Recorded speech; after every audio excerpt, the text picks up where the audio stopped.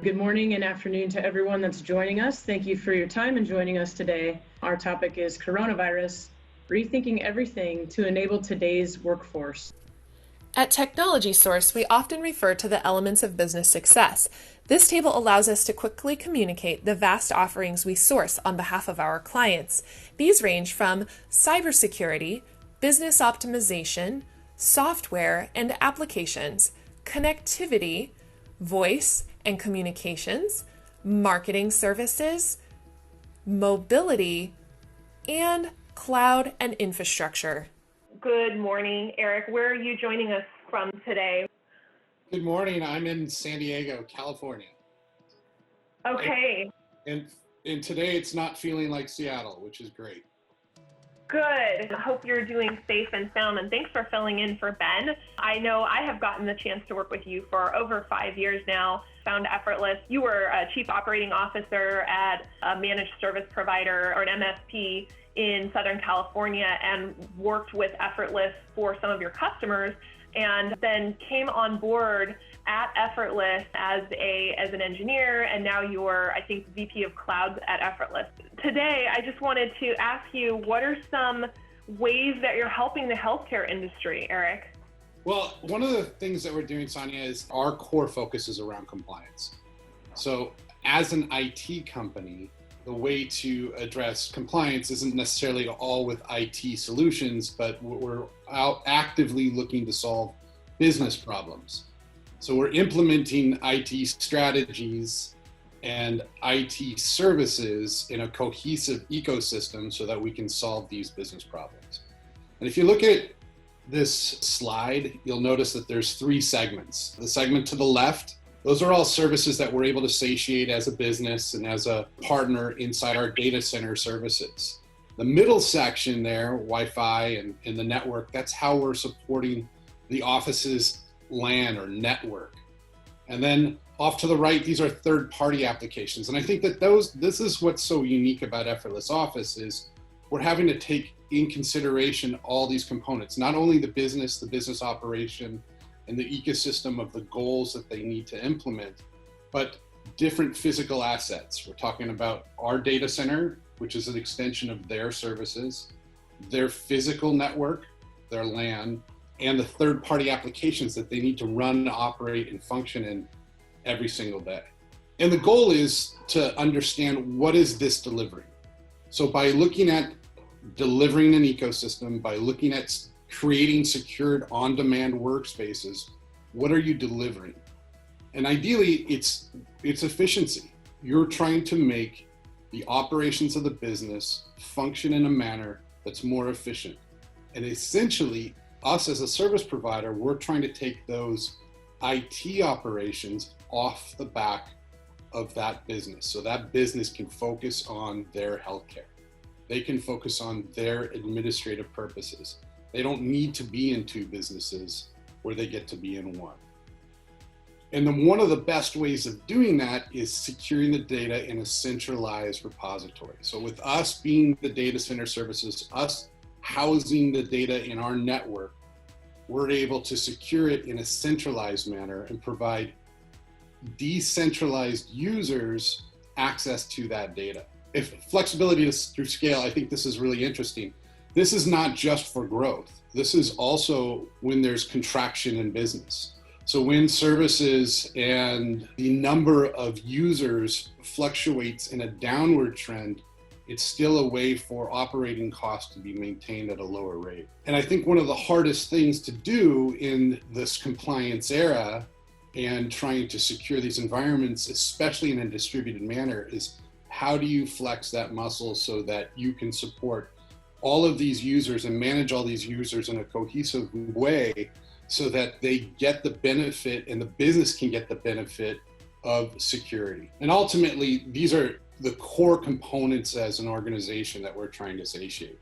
We're trying to take care of their HIPAA concerns, and that extends, Sonia, as you know, to other components of healthcare like high trust and the like. And then what correlates to the HIPAA side of things are the cyber liability insurance that they need to maintain and adhere to. Obviously, many of these firms are also taking on payment for these services, so maintaining PCI is core as well. Effortless, we look at every single organization uniquely. There is no single path to this that is replicated across from company to company. We need to go in, we need to forensically understand what the current ecosystem is, what the setup is, where the challenges are, and then peel back that onion and rebuild from scratch inside of our own network while not interrupting the business flow and operations that are currently happening in that business. Post-migration, post the rollout, we're able to run these types of analysis and scans. And this essentially is what our business partners, or these new companies that are operating with us, are able to show their providers this type of risk assessment that they're being provided with through the partnership with Effortless Office. Talk about a case study that you and I actually worked on together? Definitely. All right. This is one that you initiated when we were working together. Do you want to kick it off and I'll support you here? Yeah, absolutely. So this customer, they serve a very underserved population of teenagers who are addicted. And so they're a national nonprofit and they're all over the United States and they do really, really good work. They were in the process of dealing with separating out from a large organization into individual organizations rather than staying a big group. And so that triggered their CFO to kind of look at their billing, and they were able to notice that it would be a lot of money to do the separation and that they were already being charged a lot of money. And so he kind of put out an RFP, a request for proposals, and I found this and brought in my team, and I was working with a team of partner at the time. And all we had to do was kind of look at what they had in place now and what they wanted. And it took about 3 months for that. And this process was really involved. It took a ton of engineering time. And they also had this issue where their email was down. That was a huge problem for them. Can you imagine trying to assess everything without having an email to get back and forth to people? But we did it. And they had been working with a large MSP, an international MSP that hadn't obviously been giving them the best service considering they didn't have email. So when we came on, we basically went through their entire concern list and then came up with this plan. And the plan was going to save each location about $50,000 a month. And so this is money that got to go right back into the programs for youth population and go right back into treatment, housing, and those types of things. So for me, it was a huge no-brainer. And I'm like, yes, just move forward.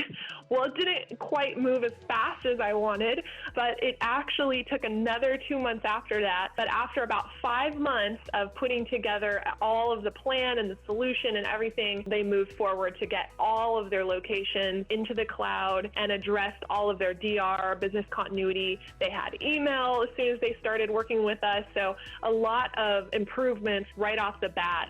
But I think the number one thing for them was the cost savings. The concern there was the organization that was charging them was about $50,000 more per location. And by location, I think I mean state. Interestingly enough, the big push to get them completed by the end of last year, a massive goal. And we're lucky to say that we did it. We were able to meet that goal. And as this coronavirus and work from home situation has occurred, these businesses have not skipped a beat. They've been able to distribute their administrative staff to at-home workers. They're only their essential care workers and inpatient services are required to be on premises at these locations. And in fact, the success and the gratitude that they're exerting, they're coming to us now and stating, hey, we need you to help support us in a telehealth initiative that we're going to look ongoing because we're not constrained by this situation. In fact, we see growth opportunity. And being able to do that and maintain their compliance and save them money. And frankly, I feel like this policy has been able to help save people's lives, not just patients, but also the people that are providing these essential services. Yeah, I remember one of the CEOs that we were working with was telling me, like, if their phone line goes down for an hour, you could have lost a kid's life. right? Yeah. And when I was, in every nonprofit that I've worked with, and there's been a lot, I used to work at Effortless, I always felt that sense of urgency and that sense of this is something we're doing to really help people. And that's, I think, part of why I'm really passionate right now is that what we're doing in this industry, helping healthcare workers right now and decision makers is amazing. And it's something that I know is going to benefit their lives immensely. The only other one I wanted to share, and this is more of a healthcare administration, but this organization was facing the concern of wanting to send employees to go work from home, in fact, all of their employees to go work from home. And they were able to do that. I met with their CIO, and I was there with an MSP that brought us in when I was with Effortless. And the MSP recommended us, and what we were able to do was virtualize all of their network, all of their servers, each individual computer. The computers went away. All of those were put in the cloud as well, using desktop as a service. And so Effortless basically virtualized everything, put it all in the cloud in their private data center. And then that organization, which wanted very private cloud structure, they didn't want to be in a public cloud, was able to utilize that system, sent all the employees to go work from home. And I've actually done a few presentations with the CIO at some other conferences because he was able to save so much money on just the annual rental fee for this Class A office space. Those are just some of the cool stories. If you want to hear more, we have a lot of really good positive stories about how Effortless can really change the environment for different organizations, especially for the healthcare industry. All right, well, Eric, thank you so much. What are some underlying concerns right now that's out there that customers may not have thought of, the healthcare industry decision makers and leaders need to consider? Well, one of the things that we're seeing right now from a healthcare perspective is that a lot of solution providers that are not implementing services like VDI or virtual workspaces, they're putting their users at home with VPNs. And that means that any application that's downloaded from an EMR or EHR, anything that's downloaded to that physical device is likely no longer compliant. They're outside the domain, they're outside the network control. So while VPNs offer technical flexibility, from a compliance standpoint, they offer a ton of liability. And that's something to be just really mindful of. Unless that device is protected by an RMM and updated, and then when that device is introduced back into the network, is sanitized and that data is removed, Sonia, you and I both know that's shadow IT. That's just not going to happen. Yeah, and I mean, I saw that even before the coronavirus. We would go in and work with organizations that had a few home workers or hundreds and hundreds of home workers, just people who weren't working in the office. And they thought that it was okay. And when we started digging a little deeper into that, we found that the security measures that should have been in place under just basic cybersecurity hygiene wasn't being followed, because when you put that data in the user's hands at home, you're trusting them immensely. You're probably breaking rules. You're basically losing control of the data. But when you put it into an organization like Effortless's cloud solution, it's all in the secure Tier 5 data center backed by armed guards. The data is all physically located off of every user's desktops and applications. And so I think that would be a huge burden that is removed from any healthcare organization to not have to worry about those users that are working remotely. And I think there's also a little bit of confusion on HIPAA right now. There has been some talk that the rules have been relaxed and HIPAA is no longer in effect, and that is absolutely not true. There are some rules under HIPAA specific to telemedicine that have been relaxed. However, who wants to be the organization that took advantage of those relaxed rules, had a data breach, then has this, you're still going to have to notify your patients, you're going to have prolonged negative media exposure, you're going to have patients that no longer trust you, you're going to have first-class breach notification letters that have to go out to every single patient. and potentially fines, even though they say there's not going to be fines. So that's why my hashtag that you saw in the beginning is plan for the recovery, because I don't think we need to be doing these knee-jerk reactions right now. We will recover from this. There will be a peak. Many organizations will recover, and why not plan? As my water heater broke, I'm not just going to go get the exact same crappy water heater. I'm probably going to upgrade to a newer model, right? And so we're all going through this right now. Bad things have happened. Why not look at this as a situation where let's look at your technology that's in place now. How could we improve it and work to do better? Eric, I know the extensive reach that Effortless has on the EMR front. Do you want to just address that as well? Because I know a lot of healthcare organizations, that's going to be they live and breathe their EMR. I mean, that's where they spend most of their time. So it's going to be really important. Absolutely. And that's one of the, the most challenging parts of the EMR networks when the company's distributed is how do you access that EMR? And when that EMR is accessed through your typical client-server relationship where it's housed in Effortless Office, but they're running a client on a local computer, that's not usually going to be a very good experience, as opposed to whenever that EMR is hosted in Effortless Office and the virtual desktop is also in Effortless Office, and essentially they're on the same network. So you're going to have an amazing, smooth, fast experience accessing it versus in a desktop as a service environment. And then in situations where that EMR is leveraged as a SaaS solution, where it's software as a service as opposed to a server sitting in a data center, you need a secure launching off point. You're still importing data, you're still taking data out of that EMR, and you need a place to be able to do that securely and safely, right, with multi-factor authentication.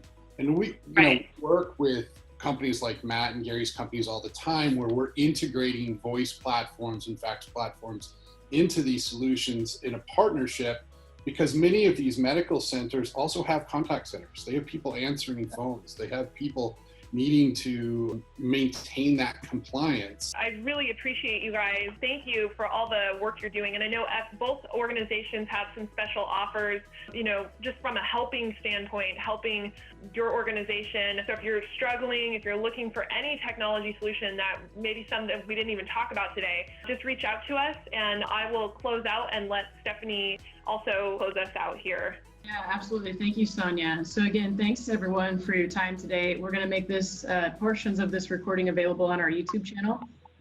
Also, just know we're hosting these every week, same day, Tuesday, same time, 10 a.m. Pacific time. So feel free to join us again next week or forward this information. All of the registrations can be done from the same link that you registered on. So feel free to share this with whoever you feel like thinks it might be relevant. So again, thanks everyone for joining us today, and we will reconnect with you next week. Stay safe, everyone. Thank you. Stay safe, guys. Thank you.